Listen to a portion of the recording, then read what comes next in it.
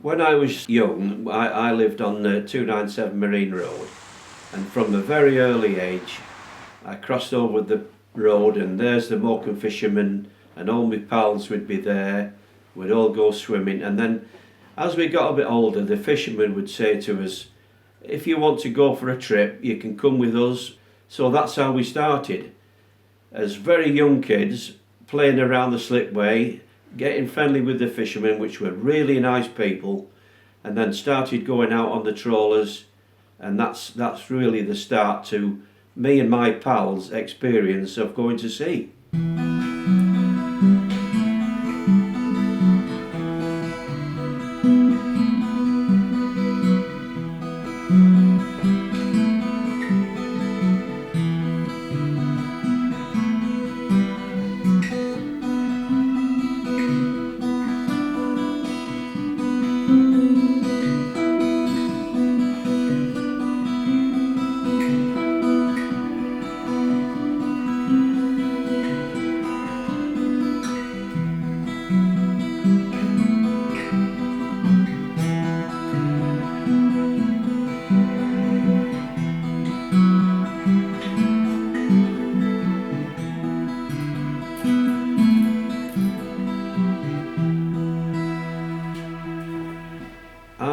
I started on the bay, and then you see, as we left school, nearly all my pals and myself, we all went in the Merchant Navy. We just followed the sea. I think there was about 8 of us all, and 6 of us all went to sea. Merchant Navy, tankers, all kinds of ships. And then over the years, my mother was getting fed up with me being away, which was away a lot in those days, because there wasn't the leave like there is today, where you do your 2 on or 6 on and 6 off. It was very little shore leave.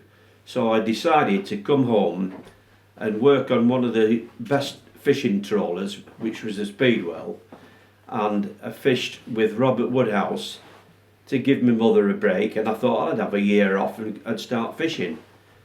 But in that time Robert died, the skipper. I took over the boat, and then I met my wife to be then, and of course got married and ended up being a fisherman, which I fished for 24 years after that, before going back in the Merchant Navy again then. When we were fishing during the summer months, obviously the cross bay swim was going on regular, and it had gone on for years, and we were asked as fishermen with our trawlers if we could help piloting swimmers across the bay. When I was 15, there was a cross bay swim being organised, and they asked me would I row it. I was still at school at the time, and a few of us obviously were, so I said yes, I'll do it. So we all went over to Grange, got towed over by the main boat, the rescue boat, in our rowing boats, and I was allotted Dorothy Perkins. She was a lady from Bradford, a cross-channel swimmer and professional swimmer, and she was full of grease, got herself all ready, launched herself in, and off we went. So then we'd be guided down with the main pilot for a certain length of time, until the tide got too low for the pilot boat, the main pilot boat, but then the rest of it was to us, and we had to use our own initiative then to pilot Dorothy down and the rest of the swimmers, following the channel down, but hopingly that we wouldn't get washed past the stone jetty, because if you did and they had to get pulled back by the rescue boat, they was disqualified. So I had a bit of knowledge about the sandbank, because when I was young I used to push my shrimp net around at the bottom of the stone jetty bank for shrimps, so I knew all about that corner. So as I'm coming down following the bank, I heard Dorothy shout to me, "I've just touched the bottom." I says, "Right, don't worry, we'll pull off to the west a little bit and get deeper, but we're following this bank down close in." And as soon as we got to the end of the bank and near the stone jetty, I said to the trainer, "I want her to go now as fast as she can, because we're going to go at right angles and head for the ring sands, which is called, the beach is called the ring sands, west of the stone jetty, and that's where we should be landing at." So yes, Dorothy then went full speed, and we was getting slewed down by the tide, but yet we got there nice and safely and landed on the beach. And looking up, we saw two boats further down getting washed away, and them two people would have been pulled back in by the rescue boat and disqualified. So that's why Dorothy won the women's in that year. And then after that they asked me would I row again for the swim, and that was for the full length of Windermere, which we did. And that was a great day out with Dorothy again. One day we were asked if we could pilot the swimmers from Fleetwood, which I said I would do. So I think there was about 6 of us. All the trawlers went down with the small boats, and I was piloting my swimmer, which I didn't know at the time, with the rowing boat, which I was helping to navigate his course. And then when we got to Fleetwood, the one that I got was Gerald Fosberg, commander in the Navy, top man, and I didn't know. And he says to me, I've got my plan. I says, well listen, we're fishing here every day, I've got my plan, I think I should do. He says, right, we'll go by your plan and see what happens. This is the start of the swim from Fleetwood to Morecambe. We start here, which is called the Ferry Beach at Fleetwood, and this was just the last of the ebb that we would swim down here, or they would swim down here, until we got to what they call the Fairway Buoy. That's the bottom end of Fleetwood Channel, and then we're in what you call the area of Heysham Lake. From there we'll go northeast and follow the buoys and the current all the way up to Heysham Harbour, over to the Tanker Pier, and then we'd cross over Heysham Skiers, drop off into another channel, head up towards the Pilot, which is the sewer pipe end opposite the battery. Then we'd head in east then to the Stone Jetty end. Then we'd pick up one of the landing stages, which was opposite Eric Morecambe statue. Then we'd head in east then to the Stone Jetty end. Then we'd pick up one of the landing stages, which was opposite Eric Morecambe statue. That's where we landed Gerald Fosberg, 7 minutes ahead of his scheduled time. And he was really happy about that. And he wrote me a letter, and I've still got that letter today, thanking me for the swim and hopingly that I would pilot him again. And then as I saw him on the promenade at Morecambe many times, we've become friends. And to be honest, he was a really good bloke. Just what it says on his plaque on the promenade. He was a gentle and amiable man, really a nice guy. The swimmers in those days were aware of the dangers, but they put the reliance on the pilots, obviously, which were all fishermen. I mean, we were fishing every day, nearly 7 days a week sometimes, so we knew every bit of the bay, we knew the currents, and all the fishermen did. But obviously Fosberg had all the currents weighed up, because I talked to him many a time. But yeah, it was all to do with the knowledge of the local fishermen. Swimming in my day, for the swimmers, it was mainly the young people swimming on the beach like I did myself and all our mates, but there was nobody swimming as what I see today with these little clubs along the promenade.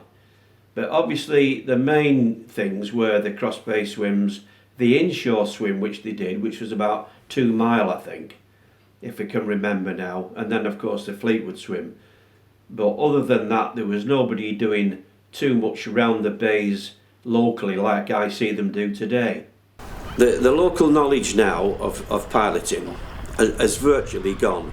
The reason why is because there is no fishermen. And they altered such a lot at Grange, where you could swim from the landing stage at Grange and the slipway.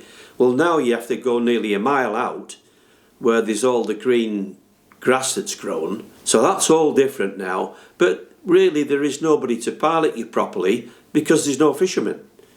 But what I do see is local lads and women swimming around the bay and round corners of bits and coves and everything, and I think they're doing really well because they seem to learn by the mistakes. They keep inshore, they've got a little float to see where they are, And that's what I like to see, is at least somebody's swimming the bay, keeping inshore and sieving all these little coasts out and bays out. So that's really good to see.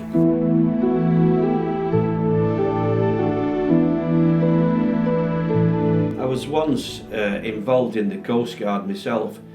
I fished in Scotland, and I was mainly around the Solway Firth, and the area where we fished was very remote, and I used to go into Ramsey in the Isle of Man for repairs, and I got talking to the Coast Guards then, and they were a good bunch of people. I could go up there for a forecast, sit and have a cup of tea with them and be friendly. And then they said to me one day, would you like to be an auxiliary Coast Guard for us? And if we are stuck for somebody in that area, couldn't we give you a shout on the VHF and tell us what's up there, help us in any way you can? I says, of course I will, I'd be glad to do it. And then of course I was signed on to them with as an auxiliary Coast Guard for them. And now I've retired, I'm what you call a Coast Guard watcher, unofficially, but the Coast Guards do know me in Liverpool, and one of them is my friend anyway. So what I do when I'm on my bike cycling up and down Morecambe Prom, I love the sea, I'm always looking out to sea, and if I can see anything that's untoward, I will be on my phone to the Coast Guard immediately. When I was 28, we were fishing obviously around Morecambe Bay, and I was married, and the Morecambe lifeboat was a big thing for Morecambe, because Morecambe owned their own lifeboat, and it was called Sir William Priestley. And Lady Priestley donated to Morecambe because her husband loved the bay, Sir William Priestley, sailed on it. So when he died, she donated money to buy a new lifeboat, which was the Sir William Priestley.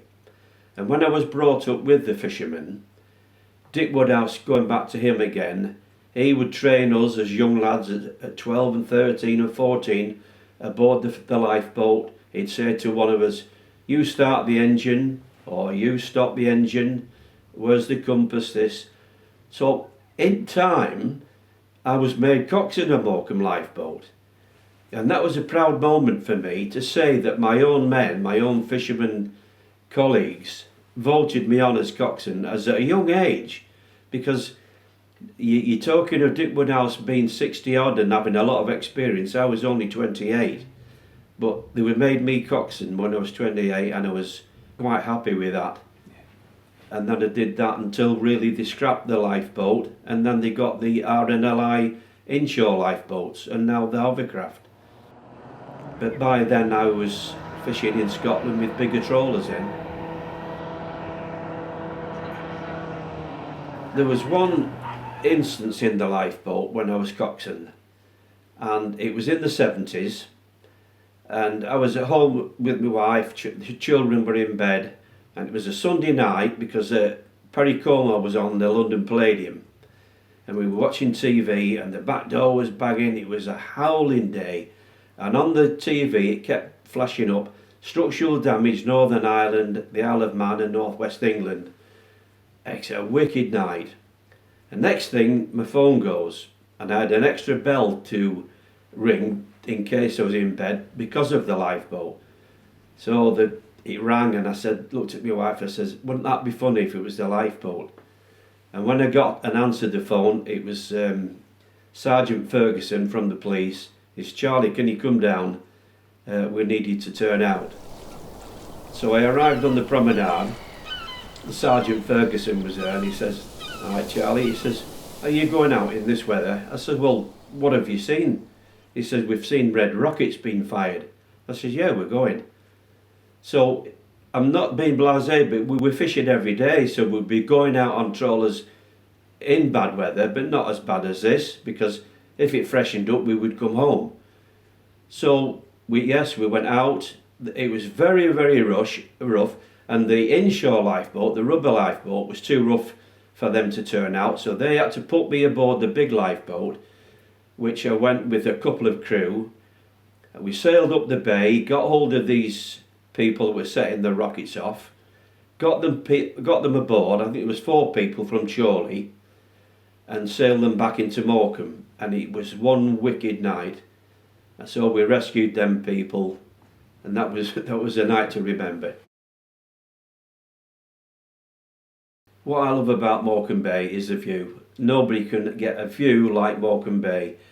And some of the sunsets, I've been around the world, and some of the sunsets, I'll put my money, there's none better than Morecambe Bay at times.